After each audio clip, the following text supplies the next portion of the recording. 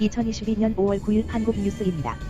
9일 오후 6시가 되면 문재인 부부는 함께 청와대에서 나가게 되고 청와대는 국민에게 공원으로 개방된다. 문 대통령은 이 자리를 떠난 뒤 서울 시내 모처로 옮겨 하루 숙박할 예정이다.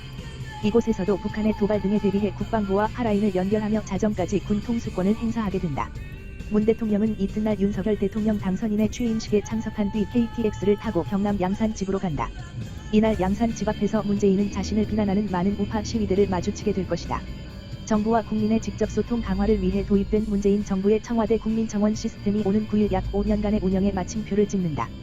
개설 취지에 맞게 국민들이 활발히 의견을 개진했고 제도 개선이 신속히 이루어지는 데 기여했다는 긍정적 평가가 나온다.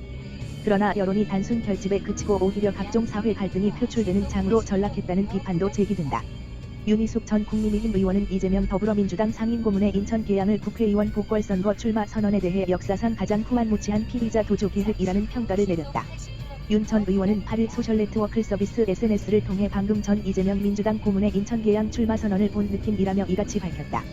자신이 처할 정치적 위험을 정면 돌파하며 위기를 기회로 전환시키는 것이 정치라는 이 고문의 발언에 대해 본인의 범죄 행위로 인한 정치적 위험은 수사부터 받고 깨끗이 혐의를 벗은 후에 선출직에 나오는 게 국민에 대한 기본적 도리라면서 국회의원 배지 속으로 숨어야 살 수 있겠다는 절박한 마음을 이렇게 공세적으로 표현하는 분은 한국 정치 70년 역사에 없었고 앞으로도 있어선 안 된다고 밝혔다. 대선 패배 후 여전히 TV를 못 켜시는 많은 국민들께 옅은 희망이나마 만들어드리겠다는 언급에 대해서는 도주를 위해서라면 대놓고 대선 결과에 불복하는 것도 마다하지 않겠다는 것이라며 대선 패배에 본인의 인생 의력, 범죄 의혹이 기여한 게 적지 않은데 반성과 성찰은커녕 방송 지지자들을 선동하는 모습에 한국 정치를 얼마나 더 망치려나 싶다고 했다. 윤 전 의원은 SNS 글 끝부분에 21세기를 사는 대한민국의 국민을 이렇게 욕보이는 정치인이라니 출마 선언이 아니라 아주 기괴한 블랙 코미디를 본 것 같다는 신경을 전하기도 했다. 서울시는 청와대 방문객이 하루 평균 2만 4천에서 4만 8천 명 증가할 것으로 예상함에 따라 이 같은 내용의 종합지원대책을 시행한다고 8일 밝혔다. 우선 청와대와 인근 주요 6개의 역사를 순환하는 시내버스 1개 노선을 신설, 지난 2일 운행을 시작했다. 충무로역과 안국역 구간을 연결하는 도심 순환형 노선이며 국립고궁박물관, 청와대, 춘추문, 경복궁 국립민속박물관의 4개 버스 정류장도 신설했다.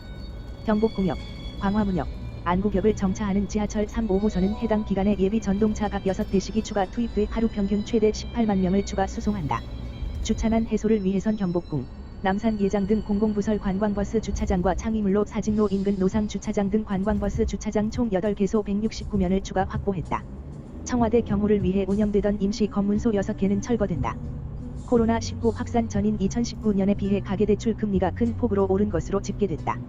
기업대출 금리가 소폭 내린 것과는 대조적인데 전염병이 유행하는 기간 은행권이 가계대출 금리만 과도하게 인상한 셈이다. 국내 예금은행의 신규 취급 대기업 대출 평균 금리는 2019년 3월 3.50%에서 지난 3월 3.12%로 3년 새 0.38%포인트 하락했다.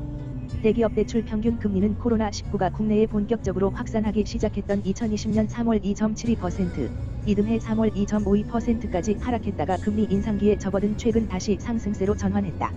중소기업 대출 평균 금리 역시 지난 3월 3.57%로 2019년 3월 3.84% 대비 0.27%포인트 하락했다. 2020년 3월 3.13%, 2021년 2.88%까지 내렸다가 최근 소폭 상승했다. 코로나19 확산 기간을 거치며 기업 대출 금리가 하락한 것과 달리 가계대출 금리는 일제히 상승했다. 가장 큰 폭으로 상승한 것은 아파트 수분양자가 입주 시점에 단체로 받는 집단대출이다. 집단대출 평균 금리는 2019년 3월 3.09%였지만 지난 3월에는 4.35%로 3년 새 1.26%포인트나 상승했다. 자율주행차와 전기차 등 미래차가 확산되면 국내 내연기관차 관련 기업 500개가 문을 닫을 것이란 전망이 나왔다. 또한 2028년 미래차 관련 인력이 약 4만 명 부족할 것으로 예상돼 인력 양성 정책이 시급하다는 지적이 제기됐다. 한국자동차연구원은 8일 자동차산업인접자원개발위원회가 이 같은 내용을 담아 작성한 미래차 산업 전환이 고용에 미치는 영향 보고서를 공개했다. 자동차 산업의 변화에 따라 내연기관 부품기업은 2030년까지 500개가 줄어드는 반면 전기와 전장 부품기업은 350개 늘어날 것으로 예측됐다. 미래차 관련 일자리 증가가 예상되지만 실제 일할 수 있는 인력은 기업들이 원하는 것보다 38,537명 모자랄 것으로 전망됐다.